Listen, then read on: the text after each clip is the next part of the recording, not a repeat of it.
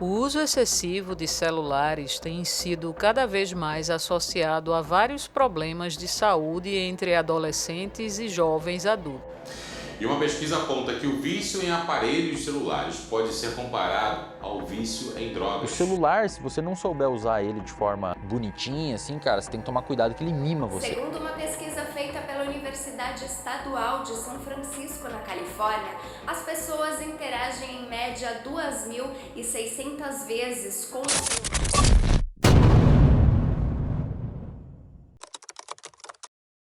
Você já parou para pensar quantas vezes você pega o celular ao longo do dia? O lance é tão doido que às vezes você nem percebe e quando vê tá com o celular na mão. A cada ano que passou, os celulares ficaram mais rápidos, os recursos cresceram e os aplicativos melhoraram e se tornaram muito mais úteis. Não dá para negar que o avanço da internet, junto com os dispositivos, facilitam e muito nossas vidas, principalmente no meu caso, que venho de uma época que tudo era feito presencialmente. Pois é, imagina você precisar enfrentar uma fila enorme para pagar um único boleto ou ter que pagar cursos presenciais para aprender qualquer coisa básica, que com um clique você pode aprender hoje em dia sem precisar sair de casa. Eu vivi isso na pele e posso te dizer exatamente as dificuldades que eu passei. Para você ter uma ideia, minha mãe era professora e trabalhava o dia todo. E quem tinha que sair para resolver as coisas de casa era eu. Então eu não tô aqui para demonizar o negócio, muito pelo contrário. Até porque eu faço uso de dispositivos para estudar, trabalhar, pagar contas, mas também sei a hora de parar para curtir o mundo físico. Infelizmente, nem todos conseguem essa façanha de transitar entre os dois mundos sem acabar se aprisionando no mundo virtual. E é aí onde o bicho pega.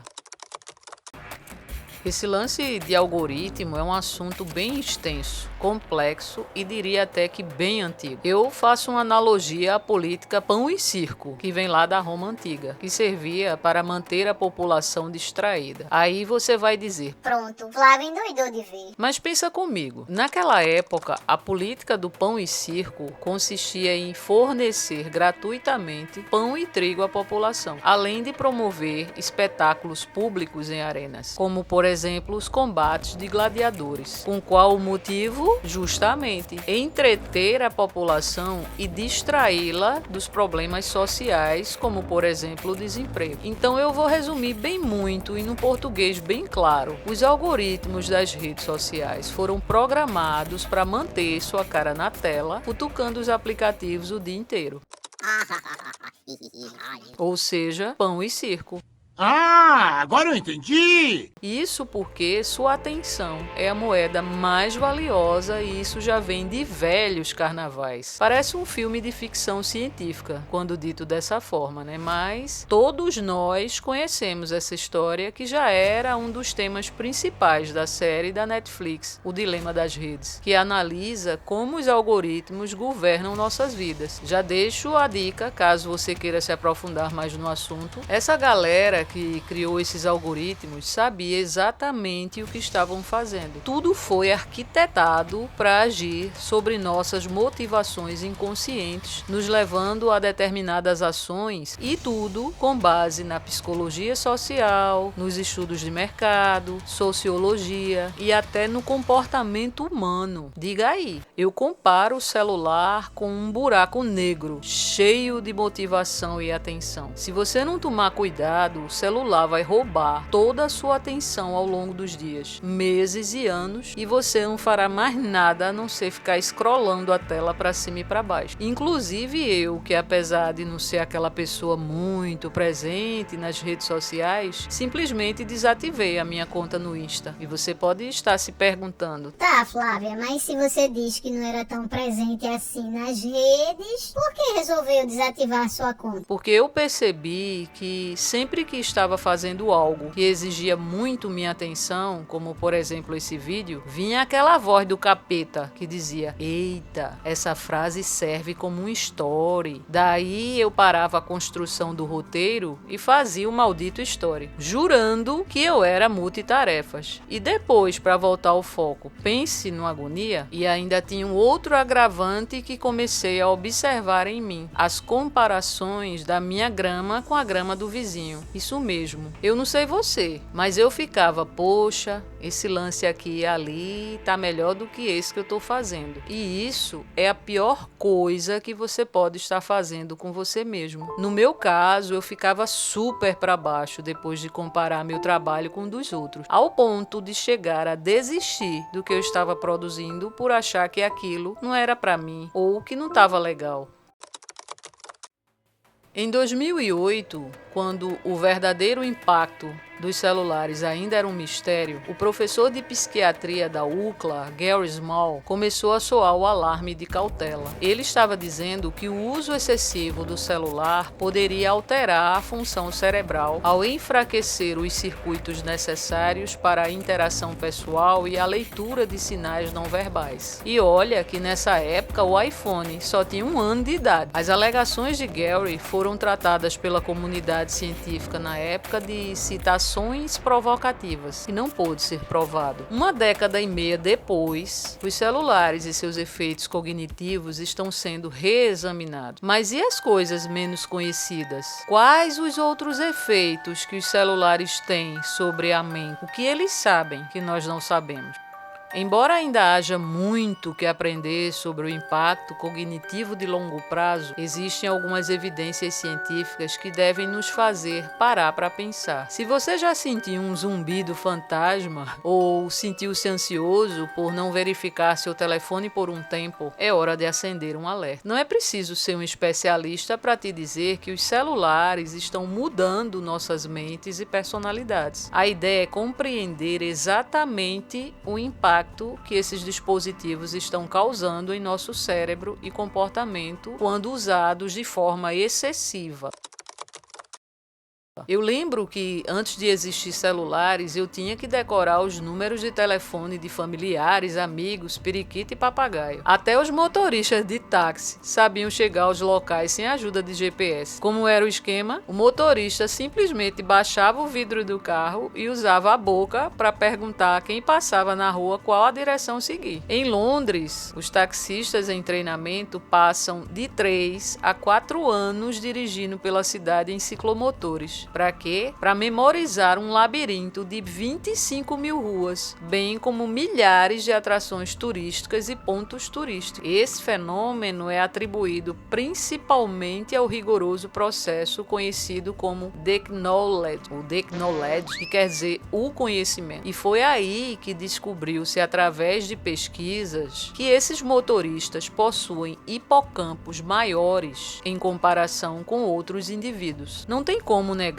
que nossos dispositivos viraram os nossos auxiliares de memória. Antes do celular, por exemplo, eu costumava lembrar até dos aniversários das pessoas queridas. E você também era assim? Pois é. Uma nova pesquisa sugere que isso não é um bom sinal. O estudo descobriu que o uso excessivo de celulares pode encolher o tamanho do hipocampo, principalmente em cérebros jovens que ainda estão se desenvolvendo. No meta-estudo de exames de ressonância magnética nos usuários crônicos de celulares, foi descoberto que eles têm menores volumes de massa cinzenta em regiões específicas do cérebro, incluindo córtex cingulado anterior, córtex órbito frontal, giro fusiforme e regiões para-hipocampais. Embora a pesquisa esteja em seu estágio inicial, menos massa cinzenta pode significar um maior risco de depressão, esquizofrenia e demência. Lembrando que esses riscos são para o uso crônico do celular. Não venha me xingar nos comentários, hein?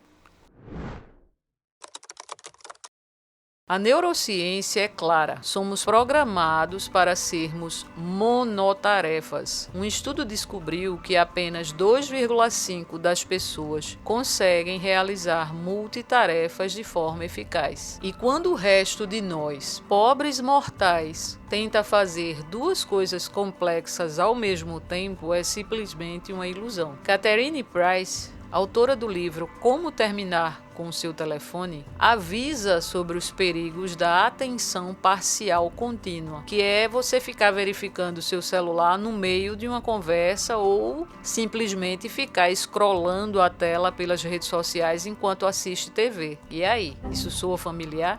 Na verdade, ficar tentando fazer várias tarefas ao mesmo tempo de forma consistente pode prejudicar sua capacidade de ter pensamentos profundos e ainda criar uma falsa ilusão de que tudo é urgente. Resumindo bem muito, cada minuto que você passa distraído no seu celular de bobeira, sem aprender nada de útil, é um minuto que você deixa de viver no aqui e agora. Então, eu acho que eu sou um pouco viciada, porque eu acordo, eu já pego o celular para ver as notificações. Eu acho que eu devo passar umas 6 horas, mais ou menos, 5, 6 horas por dia olhando o celular. Também conhecido como nomofobia, é uma condição psicológica que causa uma ansiedade ou medo de ficar desconectado do celular. Dr. Larry Rosen, autor do livro A Mente Distraída, em uma pesquisa com estudantes universitários, tirou seus telefones e os dividiu em 3 grupos: o de uso leve, moderado e extremo, e foi medindo a ansiedade de cada um. Os usuários leves tiveram pouca alteração em seus níveis de ansiedade. Os moderados rapidamente ficaram ansiosos, até que esses níveis de ansiedade foram caindo. Mas as pessoas que usavam muito seus smartphones ficavam cada vez mais ansiosas. Numa outra pesquisa publicada em Science, mostram que o uso excessivo de smartphones pode afetar o controle mental de forma parecida com o vício em drogas. E isso levanta preocupações sobre os efeitos do uso exagerado de dispositivos digitais na saúde mental e até na capacidade de pensar com clareza. Os cientistas sugerem mais estudos para poder entender melhor essas mudanças no cérebro e como isso pode se relacionar com outros tipos de vícios. Penso que estar o tempo todo conectado e entregue às redes sociais faz a gente esquecer que existe vida ao nosso redor. Eu acredito que toda essa distração em dispositivos pode sim estar contribuindo para o aumento de depressão e ansiedade nos dias de hoje. Se a gente for observar, não se conversa mais olho no olho. As pessoas se encontram nos lugares para ficar com a cara na tela, poxa. Confesso que sou logo desaforada. Quando eu marco alguém, por exemplo, para tomar um café e trocar uma ideia, e esse alguém me inventa de pegar o celular, caramba, eu digo logo, se fosse para ficar futucando o celular, eu estaria em casa. Eu odeio isso. Para mim, isso é meio que uma fuga da realidade, como todos os outros vícios, né? Acho que tá todo mundo se evitando, se fechando em seus próprios mundos, sem contato com os outros, sem contato com a natureza. Eu penso que se evitar e evitar os outros o tempo todo também é cansativo, cara. Ter um tempo para si, sem estar conectado a nenhum dispositivo, é libertador. E falo isso por mim, porque depois que desativei o Insta, essa simples atitude, eu vou te dizer, eu me sinto sem ter aquela obrigação de preciso postar essa frase ou essa foto, ou seja lá o que for. Além de que sair dessa bolha pode abrir caminhos para novos pensamentos, novas ideias, conhecer pessoas de carne e osso, sabe? Eu sei que tem os que vão dizer, mas isso é muito chato, Flávia. Tem razão. Principalmente quando temos um mundo de novidades em nossas mãos num simples toque. Mas a chatice, o tédio, podem nos levar a encarar questões de significado, de propósito, e também podem ser uma grande oportunidade para novas descobertas e invenções. E eu não estou aqui para dizer que você deve abandonar de uma vez por todas as redes sociais. Isso seria hipocrisia de minha parte, visto que o YouTube é uma rede social. Eu não vejo nada demais no uso das redes quando você sabe conciliar as coisas, sabe? Quando aquilo não está te prejudicando de alguma forma, como, por exemplo, te isolando do mundo e das pessoas que te amam. Caso isso esteja acontecendo contigo, aí sim, você tenta dar um tempo, experimenta substituir as redes pela natureza, por exemplo. Vai dar uma volta na praia ou num parque legal da sua cidade, presta atenção nas coisas ao seu redor, ouve teus pensamentos, aproveita e leva um caderninho com caneta e escreve tudo o que te vem à mente, como se fosse um diário terapia mesmo. Enfim, dá seus pulos. Agora, se você vê que não está conseguindo sozinho, pensa com carinho na possibilidade de procurar a ajuda de um profissional e fazer uma terapia. Depois você me conta como foi sua experiência aí nos comentários. Também vou deixar na tela final um vídeo bem interessante sobre a busca pela felicidade. Eu sou Flávia e esse foi mais um Busca Evoluir. Nos vemos no próximo vídeo. Até mais.